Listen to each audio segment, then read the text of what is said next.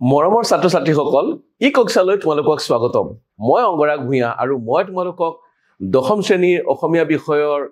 পাঠ্যপুথি অসমীয়া সাহিত্য চয়নিকাৰ সপ্তমটো পাঠ ভাৰতীয় সংস্কৃতিৰ আলোচনালৈ আহিছো ইতিমধ্যে আমি এই পাঠটোৰ আলোচনা কৰিছো পাঠটোৰ বিষয়ে আমি আলোচনা কৰিলো এতিয়া আমি ইয়াত সন্নিবিষ্ট হোৱা প্ৰশ্নখিনি আলোচনা আগবঢ়াম এতিয়া আমি প্ৰথম প্ৰশ্নটোলৈ যাওঁ ভাব বিষয় ভাৰতীয় সংস্কৃতিৰ প্ৰাণ কি এটোৱে একেবাৰে প্ৰথমতে লিখা আছে ভাৰতীয় সংস্কৃতিৰ প্ৰাণ কি ভাৰতীয় সংস্কৃতিৰ প্ৰাণ হৈছে ক্ৰমবৰ্ধমান শক্তি মনত থাকিব নহয় ভাৰতীয় সংস্কৃতিৰ প্ৰাণ হ'ল ক্ৰমবৰ্ধমান শক্তি অৰ্থাৎ ক্ৰমাৎ বাঢ়ি অহা শক্তিটোৱে হৈছে ভাৰতীয় সংস্কৃতিৰ প্ৰাণ গতিকে আমাৰ প্ৰথম প্ৰশ্নটোৰ উত্তৰ হ'ল ভাৰতীয় সংস্কৃতিৰ প্ৰাণ হ'ল ক্ৰমবৰ্ধমান শক্তি বা ক্ৰমাৎ বৃদ্ধি পাই অহা শক্তি সেইটোৱে আমাৰ ভাৰতীয় সংস্কৃতিটোক জীয়াই ৰাখিছে দ্বিতীয় প্ৰশ্ন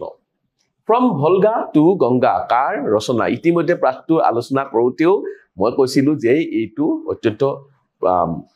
দৰকাৰী প্ৰশ্ন এইটো পৰীক্ষাত প্ৰায়ে আহে ফ্ৰম ভলগা টু গংগা এইটো জানিবলগীয়া কথা এইটো এই ফ্ৰম ভলগা টু গংগা লিখিছিল বা ফ্ৰম ভলগা টু গংগা ৰাহুল সাংকৃতায়নৰ ৰচনা ফ্ৰম ভলগা টু গংগা পণ্ডিত ৰাহুল সংস্কৃতায়নৰ ৰচনা এইটো সাংকৃতায়ন বুলিও কয় সংস্কৃতায়ন বুলি কোৱাতকৈ সাংকৃতায়নো তোমালোকে কব পাৰা ঠিক আছে নেক্সট প্ৰশ্নলৈ যাওঁ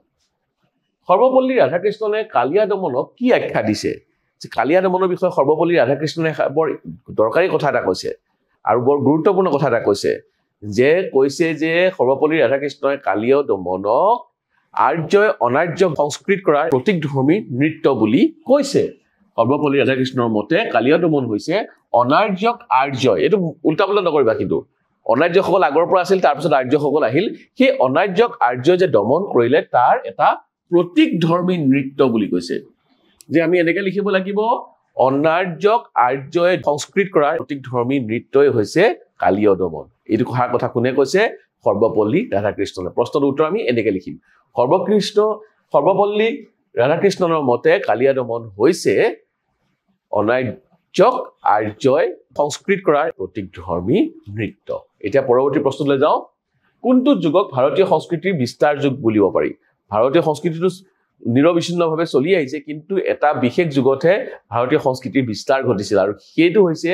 বৌদ্ধ ধৰ্মৰ প্ৰচাৰৰ সময়খিনিত কৈছে যে বৌদ্ধ ধৰ্মৰ প্ৰচাৰ যুগক ভাৰতীয় সংস্কৃতিৰ বিস্তাৰ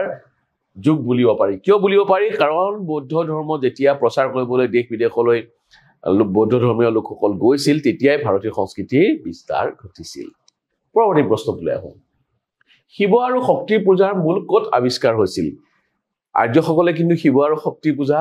আৰম্ভ কৰা নাছিল তেওঁলোকে শিৱ আৰু শক্তি পূজা ভাৰতলৈ আহি অনাৰ্যসকলৰ পৰা লৈছিল আৰু সেয়া হৰপ্পা আৰু মহেঞ্জোদাৰো সভ্যতাত আমি পাওঁ শিৱ আৰু শক্তি পূজাৰ মূল মহেঞ্জোদাৰোত আৱিষ্কাৰ হৈছিল শিৱ আৰু শক্তি পূজাৰ মূলটো ক'ত পাইছিলো আমি মহেঞ্জোদাৰোত তাত এই ধৰণৰ পূজা হৈছিল আৰু পৰৱৰ্তী প্ৰশ্নলৈ যাওঁ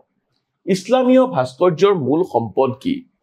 ভাস্কৰ্য মানে এইবোৰ যে মূৰ্তি চুটি এনেধৰণে যে গঢ়ে সেইটো ভাস্কৰ্য বুলি কৈছে সেই ভাস্কৰ্যৰ মূল সম্পদটো হৈছে যে ই গঠনৰ সৰলতা কিন্তু ইয়াৰ ডিটেইল বা সূক্ষ্ম বস্তুবোৰে বেছি মন দিয়ে কৈছে যে গঠনৰ সৰলতা আৰু সূক্ষ্মতা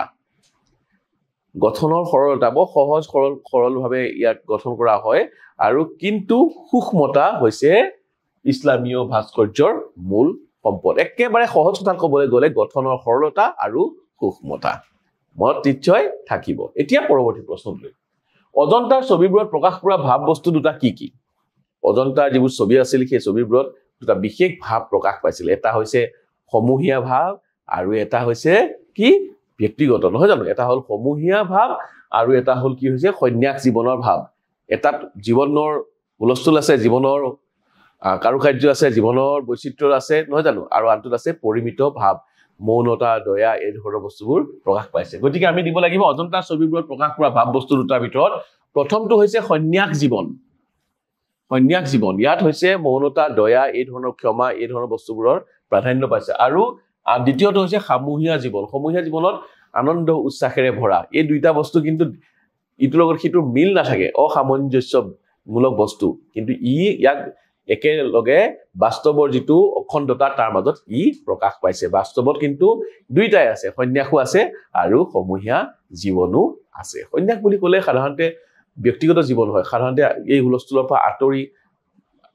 আধ্যাত্মিকতাৰ কথা আহে গতিকে তাত সেইটো বেলেগ এটা বস্তু আৰু সমূহীয়া জীৱনত যিটো হুলস্থুল যিবোৰ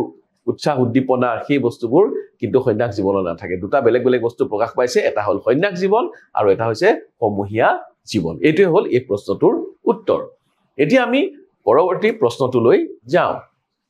গান্ধীজীয়ে নতুন যুগৰ ভাৰতীয় সংস্কৃতি কেনেকুৱা হ'ব লাগে বুলি মত প্ৰকাশ কৰিছে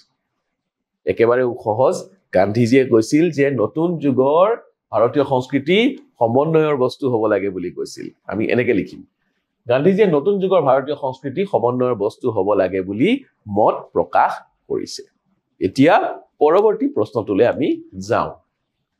হুকুমাৰ কলাৰ ভিতৰত কোনটো শিল্পক বেছি স্থায়ী বোলা হৈছে হুকুমাৰ কলাসমূহৰ ভিতৰত চিত্ৰকলা বা ছবি তাক বেছি স্থায়ী বুলি কোৱা হৈছে চিত্ৰশিল্প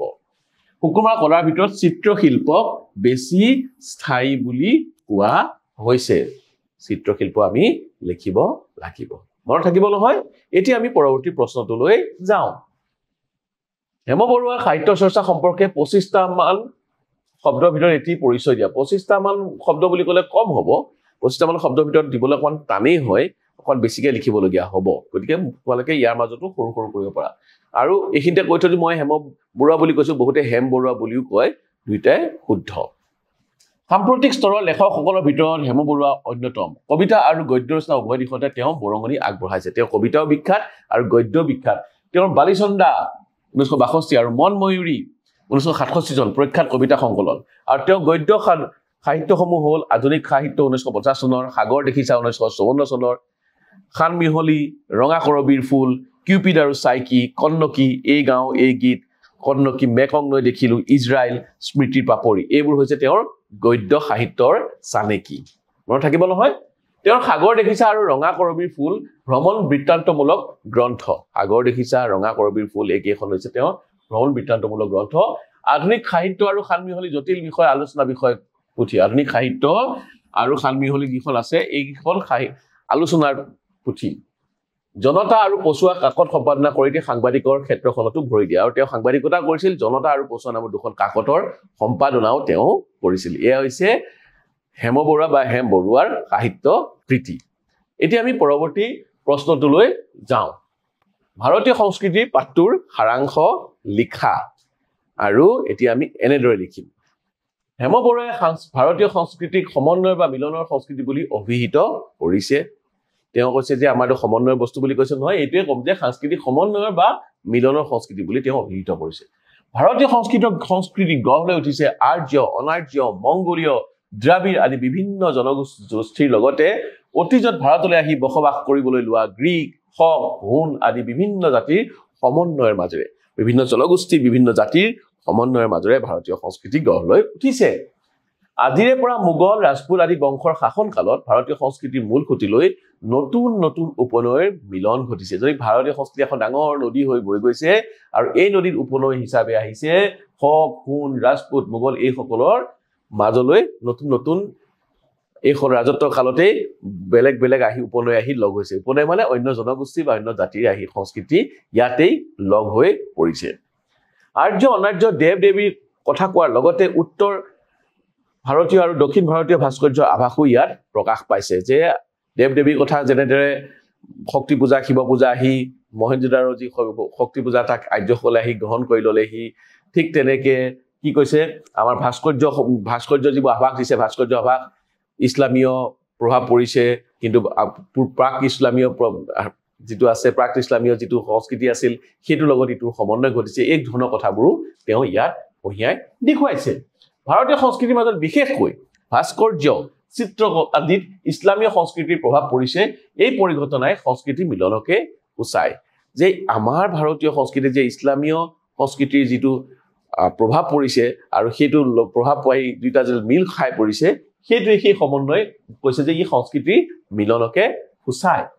আধ্যাত্মিকতাবাদ সাহিত্য চিত্ৰশিল্প সংগীত ভাস্কৰ্য আদি প্ৰতিটো দিশতেই এটা জাতিৰ প্ৰভাৱ আনটো জাতিৰ মাজত অৱধাৰিতভাৱে আহি পৰিছে কেনেকৈ আহি পৰিছে এটা জাতি যেতিয়া আনটো জাতিৰ লগত আছে সেই জাতিৰ প্ৰভাৱ সংস্কৃতি বা সেই জাতিয়ে মানি চলা ৰীতি নীতিখিনি এই জাতিৰ মাজতো আহি সমানে সোমাই পৰিছে সংস্কৃতিৰ এই তথ্য আগবঢ়াওঁতে লিখকে বুৰঞ্জীৰ বিষয়ে কৈছে আৰু লগতে বুৰঞ্জীৰ কথা কৈছে যে বুৰঞ্জীখন হৈছে আমাৰ ভঙা পতাৰ বুৰঞ্জী গতিকে আমাৰ গোটেই বুৰঞ্জীখনত ভঙা পতা মিলন এই বস্তুবোৰে ভৰি আছে মুঠতে ভাৰতীয় সংস্কৃতি পাঠটোৰ সাৰাংশ হ'ল এয়ে যে ভাৰতৰ সংস্কৃতি এদিনতে গঢ়ি উঠা এটা বস্তু নহয় যুগ যুগ ধৰি বিভিন্ন জাতি জনগোষ্ঠীৰ মিলনৰ ফলতে ভাৰতীয় সংস্কৃতিৰ সৃষ্টি হৈছে এনেদৰেই আমাৰ লেখকে কৈছে এতিয়া আমি পৰৱৰ্তী প্ৰশ্নলৈ যাওঁ ভাৰতীয় সংস্কৃতি এক বিৰাট সমন্বয়ৰ বস্তু এই খাৰ কথাৰে আৰম্ভ হৈছে পাঠটো গতিকে এই খাৰ কথানো কিমান যুক্তিপূৰ্ণ ভাৰতীয় সংস্কৃতি পাঠটো আধাৰত বিচাৰ কৰা যে সমন্বয়ৰ বস্তু বুলি যে কৈছে কিয় সমন্বয় বস্তু বুলি কৈছে আৰু এই কথাষাৰৰ যুক্তি আছে নে নাই এতিয়া আমি সেইখিনি কথা আলোচনা কৰিম হেমবৰ ৰচিত ভাৰতীয় সংস্কৃতি পাঠটো আৰম্ভণি হৈছে প্ৰশ্নত দিয়া বাক্যশাৰী মতে মাজেৰে এই যে বাক্যশাৰী কলো সেই বাক্যশাৰীয়ে পাঠটো আৰম্ভণি হৈছে সেইটো কথা আমি উল্লেখ কৰিম ভাৰতীয় সংস্কৃতি বিষয়ত এই বাক্যশাৰী অত্যন্ত যুক্তিযুক্ত এতিয়া কিমান যুক্তিপূৰ্ণ হৈছে প্ৰথমতে ক'ব লাগিব ই অত্যন্ত যুক্তিযুক্ত কিয়নো কোনো এটা জাতি জনজাতিৰ মাজত পৰম্পৰাগতভাৱে যিবোৰ ৰীতি নীতি মাত কথা গীত পদ চলি আছে সেই জাতি জনগোষ্ঠীৰ সংস্কৃতি বুলি কোৱা হয় সঁচা কথা ভাৰতবৰ্ষখন বিভিন্ন জাতি জনজাতিৰ লোকৰ মিলনভূমি কিন্তু কেৱল ভাৰতবৰ্ষত এটা জাতি বা এটা জনজাতিয়ে নাই বহুকেইটা জনগোষ্ঠী ভাৰতলৈ বিভিন্ন সময়ত বুৰঞ্জী পৃষ্ঠালতীয়ালৈ দেখা যায় বিভিন্ন সময়ত বিভিন্ন জাতি আহিছে জনগোষ্ঠী আহি পূৰ্বতে থকা জাতি জনগোষ্ঠীৰ লগত প্ৰথমতে দ্বন্দ্ব আৰু তাৰপিছত লাহে লাহে লাহে লাহে মিলন ঘটিছে আৰু তেওঁলোক এই ইটো পৰস্পৰৰ সংস্কৃতিৰো মিলন ঘটিছে কৈছে যে আদিকালৰ পৰা ভাৰতবৰ্ষত সময়ে সময়ে বিভিন্ন বংশৰ লোকে শাসন কৰি তেওঁলোকৰ নিজ নিজ কৃষ্টি সংস্কৃতিৰ প্ৰভাৱ ইয়াত বিলাই দি গৈছে নিজা নিজা সংস্কৃতিৰ প্ৰভাৱো তেওঁলোকে ইয়াত বিলাই দি গৈছে যিসকল ইয়াত শাসন কৰিছে ভাৰতত আৰ্য অনাৰ্য মংগোলীয় দ্ৰাবিড় আদি গোষ্ঠীৰ লোকসকল সমিল মিলৰে ভাৰতীয় হিচাপে বাস কৰি আছে আৰু তদুপৰি হক হুন গ্ৰীক হক আদি বিভিন্ন বিভিন্ন জাতিৰ লোক আহি ভাৰতলৈ আহি নিগাজিকৈ বাস কৰি তেওঁলোকো ভাৰতীয় হৈ পৰিছে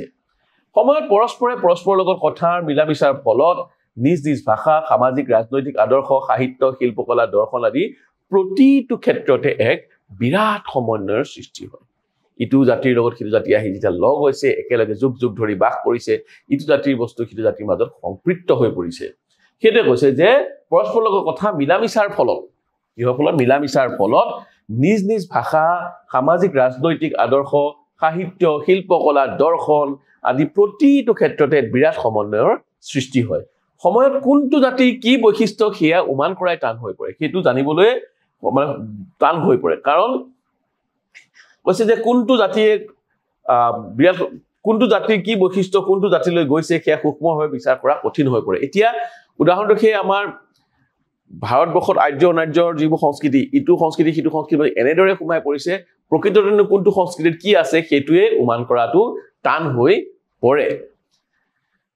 সেয়ে ক'ব পাৰি যে ভাৰতীয় সংস্কৃতি বুলি কোনো নিজ সংস্কৃতি নাই ভাৰতীয় সংস্কৃতি বুলি ক'লে কেৱল এটা বস্তুকে আঙুলিয়াই দিব নোৱাৰি ই এটা সামগ্ৰিক ধাৰণা ই গোটেই ভাৰতবৰ্ষত বাস কৰা বিভিন্ন জাতি জনজাতি সকলোৰে সংস্কৃতি এক উমৈহতীয়া এক বিচৰণস্থলী ইয়াত বাস কৰা জাতি জনজাতিৰ সংস্কৃতিৰ মিলনেই ভাৰতীয় সংস্কৃতি ইয়াত যিমানবোৰ জাতি আছে যিমানবোৰ জনজাতি আছে সকলোৰে উমৈহতীয়া সংস্কৃতি হৈছে ভাৰতীয় সংস্কৃতি উদাহৰণস্বৰূপে দ্ৰাবিড় সকলৰ মাজত প্ৰচলিত দেৱ দেৱীৰ ধৰ্ম পদ্ধতি আৰ্য সমাজে গ্ৰহণ কৰিছিল দ্ৰাবিড় সকল আগৰ পৰা আছিল তেওঁলোক অনাৰ্য আছিল আৰু যিবোৰ আৰ্য ভাৰতলৈ আহিল তেওঁলোকৰ যিবোৰ দেৱ দেৱী পূজা পাতল আছিল সেইখিনি কিন্তু আৰ্য সকলেও গ্ৰহণ কৰিছিল সেইদৰে অনাৰ্যৰ দেৱতা শিৱই কালক্ৰমত আৰ্য বেদীত স্থান পাইছিল অনাৰ্য দেৱতা শিৱ কি কৰিলে কালক্ৰমত আৰ্যৰ পূজাৰ বেদীটো স্থান পালে সুফিবাদৰ মূল কোৰাণ শাস্ত্ৰ যদিও সুফিবাদৰ লগত আকৌ উপনিষদৰ দৰ্শনৰ মাজত এক অভূতপূৰ্ব মিল আছে সুফিবাদ ইছলামীয় বস্তু আৰু ইছলামসকলক কয় যে কোৰাণৰ লগত ইয়াৰ সামঞ্জস্য আছে নহয় জানো ইয়াৰ আধাৰ হৈছে কোৰাণ কিন্তু কোৰাণৰ বা সুফিবাদৰ লগতো আমাৰ ভাৰতীয় উপনিষদৰ মাজত এক মিল আছে এক দুটা ভাৱৰ মিল আমি লক্ষ্য কৰিব পাৰোঁ হিন্দু ভাস্কৰ্য আৰু ইছলামীয় ভাস্কৰ্যৰ মাজতো অনুপেক্ষণীয় সমিল মিল পৰিলক্ষিত হয় আৰু ঠিক তেনেদৰে হিন্দু ভাস্কৰ্য যিটো আছে তাৰ লগত ইছলামীয় ভাস্কৰ্যৰো অমিল মিল আমি ইয়াত দেখিছো সেয়েহে ক'ব পাৰি যে বিভিন্ন জাতি জনজাতিৰ মিলনভূমি ভাৰতৰ সংস্কৃতি এক সমন্বয়ৰ সংস্কৃতি সেইবাবে ভাৰতীয় সংস্কৃতিক এক সমন্বয়ৰ সংস্কৃতি বুলি কোৱা হয় এতিয়া আমি পৰৱৰ্তী প্ৰশ্নটোলৈ যাওঁ সভ্যতা আৰু সংস্কৃতি শব্দ দুটাৰ মাজৰ পাৰ্থক্য বিচাৰ কৰা এতিয়া আমি পাঠটো পাই আহিছো যে সভ্যতা আৰু সংস্কৃতি এই দুটা শব্দ আমি প্ৰায় পাইছো আমি আৰু দুটাৰ মাজত পাৰ্থক্যটো কি সমাজত বহুল ব্যৱহৃত দুটা শব্দ হ'ল সভ্যতা আৰু সংস্কৃতি বিশেষ এখন সমাজৰ সামাজিক আৰু ৰাজনৈতিক জীৱন পদ্ধতিয়েই হ'ল সভ্যতা যে সেইখন সমাজনো কেনেদৰে বাস কৰিছে তাৰ সামাজিক নিয়ম আৰু যিবোৰ ৰাজনৈতিক নিয়ম সেইখিনি মিলিয়ে সভ্যতাটো গঢ় লৈ উঠে আৰু সংস্কৃতি হ'ল মানৱ সমাজৰ পদ্ধতিৰ সৈতে জড়িত এক সামগ্ৰিক ধাৰণা সংস্কৃতিটো ধাৰণাটো আৰু বেছি যে যিটো মানৱ সমাজৰ জীৱনৰ পদ্ধতিৰ সৈতে জড়িত এক সামগ্ৰিক ধাৰণা হৈছে সংস্কৃতি সংস্কৃতিয়ে জ্ঞান বিশ্বাস কলা আইন আচাৰ আদিৰ যোগেদি মানৱৰ সামগ্ৰিক জীৱন চৰ্চাক সামৰি লয় মানে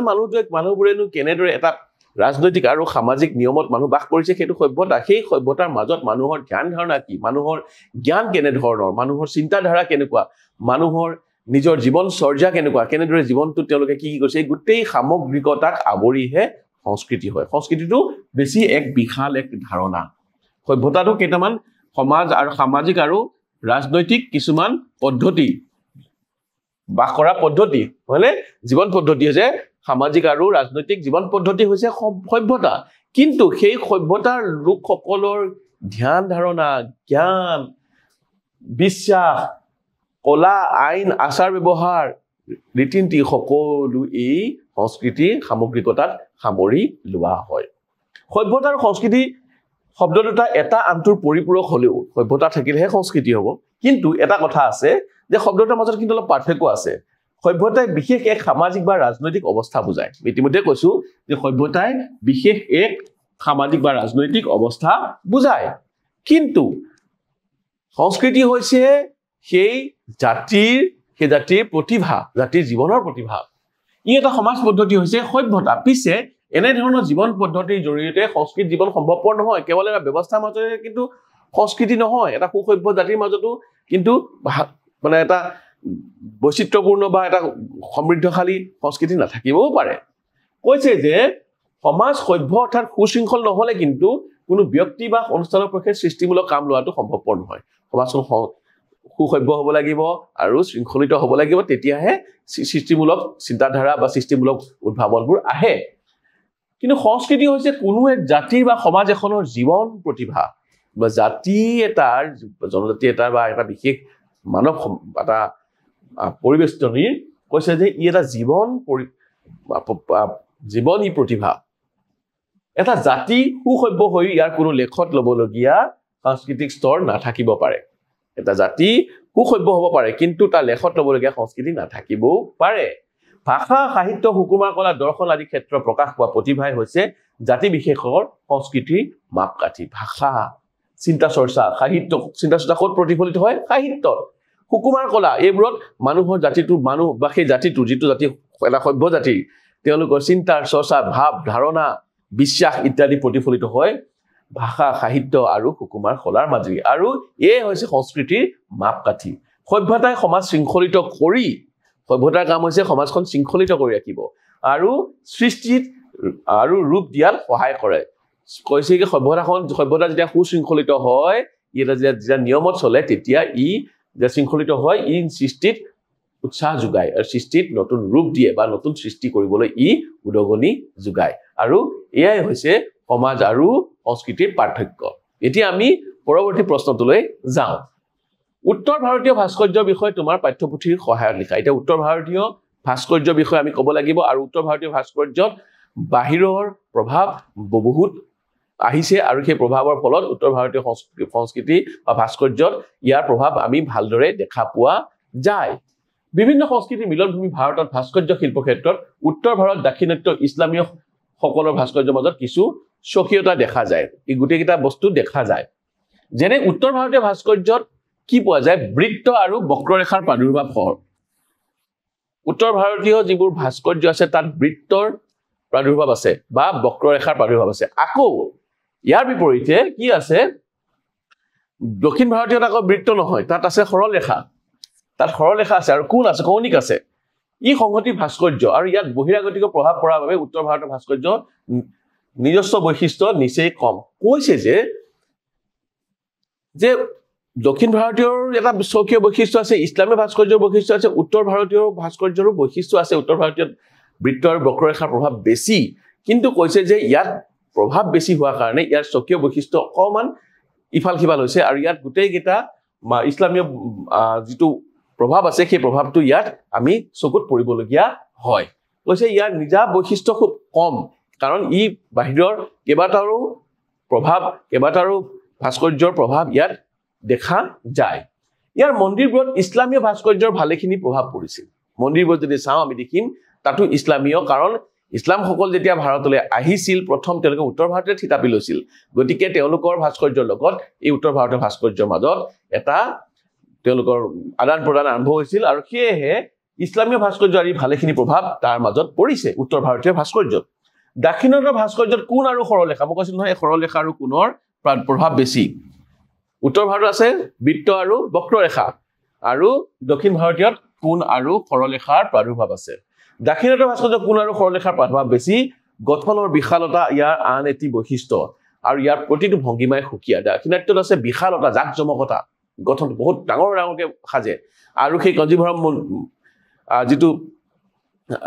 হেৰিৰ কথা কৈছে এটা আৰ্হিৰ লগত আনটো কঞ্জীভৰমৰ মন্দিৰৰ কথা কৈছে যে ইয়াৰ দক্ষিণ ভাৰতত ইয়াত ইমান বিশালতা ইমান কাৰুকাৰ্য যে ইটোৰ লগত সিটো মিল নাথাকে সেই মন্দিৰটোত 1000টা স্তম্ভ আছে কিন্তু এটা স্তম্ভ আনটোৰ লগত নিমিলে আটাইবোৰ স্তম্ভৰে কাৰুকাৰ্য বা আটাইবোৰ স্তম্ভতে ভাস্কৰ্যবোৰ বেলেগ বেলেগ এই মন্দিৰটোত অন্তত 1000টা স্তম্ভ আছে ইয়াৰ এটা স্তম্ভৰ আৰ্হি আনটোৰ লগত নিমিলে এইবোৰৰ সাজসজ্জা জাকজমকতাই আৰু প্ৰতিকৃতিৰ বিশালতাই অন্তৰ চুই যায় ইয়াৰ সাজসজ্জা যি কাৰুকাৰ্য যি জাকজমকতা আৰু ইয়াৰ কৈছে যে প্ৰতিকৃতিৰ বিশালতা ইমান ডাঙৰ যে ই আমাৰ অন্তৰ চুই যায় এয়া হৈছে দাক্ষিণাত্যৰ ভাস্কৰ্যৰ এয়া উদাহৰণ কিন্তু ইছলামীয় ভাস্কৰ্যৰ মূল সম্পদ হৈছে গঠনৰ সৰলতা আৰু সূক্ষ্মতা তাত কি হৈছে ইতিমধ্যে আমি আলোচনা কৰিছিলো নহয় গঠনৰ সৰল কিন্তু ই সূক্ষ্মতাক বেছি গুৰুত্ব দিয়ে ৰেখাৰ লগত ৰেখাৰ সমন্বয় ইছলামীয় ভাস্কৰ্যত আছে জ্যামিতিক ছবিবোৰৰ দৰে এইবোৰ সৰল ৰেখাৰ লগত ৰেখাৰ সমন্বয় যে জ্যামিতিক ছবি কিছুমান আঁকিছে সেইবোৰ সৰল কিন্তু ইয়াত সূক্ষ্মতাটো বহুত বেছি আছে আৰু ইয়াৰ প্ৰভাৱ ক'ত পৰিছে উত্তৰ ভাৰতীয় আমাৰ যিবোৰ ভাস্কৰ্য আছে তাত পৰিছে মই বুজা পাইছো নহয় যে উত্তৰ ভাৰতৰ ভাস্কৰ্যত সেই ইছলামীয় ভাস্কৰ্যৰ প্ৰভাৱ পৰিছে কিন্তু এই তিনিটাৰে বেলেগ বেলেগ বৈশিষ্ট্য আছে যদিও দক্ষিণাত্যৰ যিটো স্বকীয় বৈশিষ্ট্য আছে কিন্তু উত্তৰ ভাৰতীয় ভাস্কৰ্যত স্বকীয় বৈশিষ্ট্যৰ লগত ইছলামীয় ভাস্কৰ্যৰ প্ৰভাৱো ইয়াত পৰা আমি দেখিবলৈ পাওঁ এই হৈছে এই প্ৰশ্নটোৰ উত্তৰ এতিয়া আমি পৰৱৰ্তী প্ৰশ্নটোলৈ যাওঁ অজন্তাৰ গুহাৰ শিল্পকলাৰ এটি বিৱৰণ দিয়া অজন্তাৰ গুহাৰ শিল্পকলাত আমি কৈছিলো নহয় ইতিমধ্যে দুটা ভাৱৰ প্ৰকাশ ঘটিছে সেইখিনি কথা ইয়াত আমি লিখিব লাগিব ভাৰতীয় চিত্ৰকলাৰ সৰ্বশ্ৰেষ্ঠ পৰিপূৰ্ণ ৰূপ অজন্তা গুহাৰ শিল্পকলাত দেখিবলৈ পোৱা যায় ভাৰতীয় শিল্পকলাৰ বা চিত্ৰকলাৰ সৰ্বশ্ৰেষ্ঠ বা উৎকৃষ্টতম আমি চানেকি ক'ত পাওঁ অজন্তা গুহাতে পাওঁ পশ্চিম ঘাট পৰ্বতমালা অষ্টখুৰা আকৃতিৰ পাহাৰৰ গাত অজন্তা গুহা অৱস্থিত পশ্চিম ঘাট পৰ্বতমালাত অষ্টখুৰা আকৃতিৰ ইয়াত যে পাহাৰ আছে তাৰ গুহাত অজন্তা ছবিবোৰ আমি পাওঁ ইয়াৰ শিল্পকলা অনন্ত কালৰ বাবে সঞ্জীৱিত হৈ আছে ইয়াৰ জৰিয়তে ভালেমান গতি প্ৰতিগতিৰ সমন্বয় উজ্জ্বল হৈ আছে অজন্তাৰ ছবিবোৰত আমি নানা ভাৱধাৰাৰ ভাৱ ধাৰণাৰ আমি প্ৰতিফলন দেখিবলৈ পাওঁ ইয়াৰ ছবিবোৰত দুটা ভাৱ বস্তু প্ৰকাশ পাইছে এটা হৈছে সন্ন্যাস জীৱন আৰু আনটো হৈছে সমূহীয়া জীৱন দুইবিধ ভাৱ বস্তু ছবি একেলগে গুহাত অংকিত হৈছে এই গুহাত যিবোৰ ছবি আছে ইয়াত সমূহীয়া জীৱনৰ ছবিও আছে আৰু সন্ন্যাস জীৱনৰ ছবিও আছে তোমালোকৰ মনত প্ৰশ্ন হ'ব পাৰে যে মই ইতিমধ্যে কৈছিলো যদি আকৌ এবাৰ কৈ থৈ দিওঁ যে সমূহীয়া জীৱন আৰু সন্ন্যাস জীৱনৰ মাজত পাৰ্থক্য কি সন্ন্যাস জীৱনত সাধাৰণতে মৌনতা দয়া ক্ষমা ইত্যাদি ভাৱবোৰ থাকে ইয়াত হুলস্থুল বেছি নাথাকে সন্ন্যাস জীৱনত সন্ন্যাসী এজন যেনেদৰে আঁতৰত থাকে কিন্তু সমূহীয়া জীৱনত মানুহে মানুহৰ লগত থাকে গতিকে তাত হৈচৈ থাকে তাত জীৱন উদযাপন হয় তাত ফুৰ্তি বেছি থাকে তাত ৰং ৰহইচ বেছি থাকে গতিকে দুইটা কিন্তু বেলেগ বেলেগ হয়নে নহয় কিন্তু এই দুইবিধ ধৰণৰ ভাৱৰে ছবিবোৰ অজন্তাত আমি দেখিবলৈ পাওঁ আৰু দুইবিধ থকাৰ কাৰণে কিন্তু অজন্তাৰ ছবিবোৰৰ অসামঞ্জস্য হ'ব বা সামঞ্জস্য নাইকিয়া হৈ যোৱা নাই এই জীৱনৰ বৈচিত্ৰতাকে দাঙি ধৰিছে কৈছে যে দুইবিধ ভাৱ বস্তু ছবি একেলগে গুহাত অংকিত হৈছে সমূহীয়া জীৱন প্ৰকাশক ছবিবোৰত ফুটি উঠিছে শক্তি খ্যাতি প্ৰেম আৰু যৌৱন শক্তি খ্যাতি প্ৰেম আৰু যৌৱন এইবোৰ হৈছে সমূহীয়া জীৱনৰ ছবি আনহাতে যিবোৰ আছে সন্ন্যাস জীৱনৰ ছবিত আছে দয়া ধ্যান আৰু মৌনতা দয়া ধ্যান মৌনতা এইবোৰ আকৌ ইয়াৰ মাজত হুলস্থুল নাই নহয় জানো ইয়াৰ মাজত শক্তি নাই এইবোৰ মাজত উদ্দীপনা বা উৎসাহ উদ্দীপনা ইয়াত বেছিকৈ দেখা নাযায় ভাৱ বস্তুৰ পৰা পৃথক যদিও দুইবিধ ছবি একেলগে অংকিত হৈছে জীৱনৰ অসামঞ্জস্যক একেলগে গ্ৰহণ কৰিব পৰা শক্তিৰ সম্ভেদ এই শিল্পকলাত আছে জীৱনটো আমাৰ এনেকুৱাই জীৱনটোত সকলো বস্তু একেই হৈ নাথাকে সকলো বেলেগ বেলেগ বস্তু থাকে আৰু সকলোৰে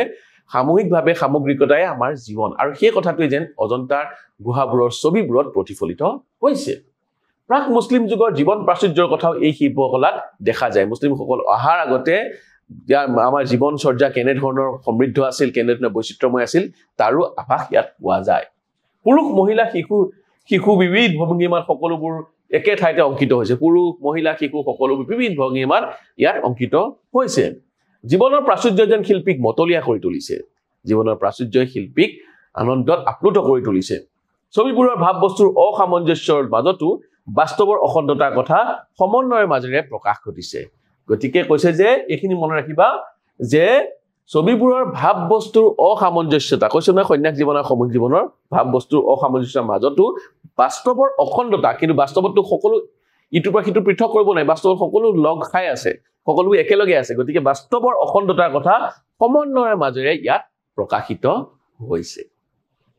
নিশ্চয় তোমালোকে বুজি পাইছা শিল্পীৰ শিল্প জগত আৰু বাস্তৱ জীৱনৰ মাজত এক সুন্দৰ সমন্বয় ইয়াত স্থাপিত হৈছে বা ইয়াত স্থাপন কৰা আমি দেখিবলৈ পাইছো শিল্পীৰ শিল্প জগত আৰু বাস্তৱ জীৱনৰ মাজত সমন্বয় এই প্ৰতিভূ বুলি ক'ব পাৰি এই ছবিবোৰ যিবোৰ ছবি আমি অজন্তাত দেখিবলৈ পাওঁ প্ৰিয় ছাত্ৰ ছাত্ৰীসকল আমাৰ ভাৰতীয় সংস্কৃতিৰ প্ৰশ্ন উত্তৰৰ যিখিনি আলোচনা আছিল আজিলৈ এইখিনি ভাগত আমি ইয়াতে সমাপ্তি পেলাইছো আৰু কেইটামান প্ৰশ্ন ৰৈ গৈছে সেইকেইটা প্ৰশ্ন আমি পৰৱৰ্তী আলোচনাত বা পৰৱৰ্তী ভাগত আলোচনা কৰিম তেতিয়ালৈকে তোমালোকে মোক বিদায় দিয়া ধন্যবাদ